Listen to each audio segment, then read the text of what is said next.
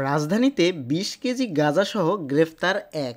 রাজধানীর দারুস সালাম এলাকা থেকে ২০ কেজি গাঁজাসহ শহীদুল হক নামে এক মাদক কারবারিকে গ্রেপ্তার করেছে ঢাকা মহানগর গোয়েন্দা পুলিশ। শুক্রবার দুপুরে DMP media and public relation বিভাগের উপপুলিশ কমিশনার মোহাম্মদ তালেবুর রহমান এই তথ্য নিশ্চিত করেছেন।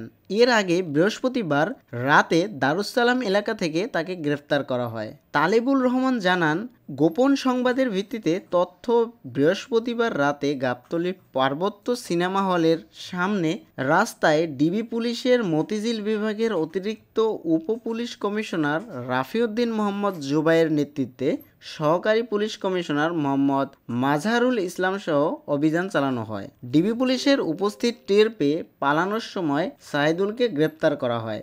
এ সময় অপর দুইজন সহযোগী পালিয়ে যান। পরে তার কাছ থেকে ২০ কেজি গাঁজা উদ্ধার করা হয়, যার আনুমানিক মূল্য ৪ লক্ষ টাকা। এ ঘটনায় ডিএমপি দারুস সালাম থানায় মামলা দায়ের করা হয়েছে। পরবর্তী আইনগত ব্যবস্থা গ্রহণ প্রক্রিয়াধীন রয়েছে বলে জানান পুলিশের কর্মকর্তা।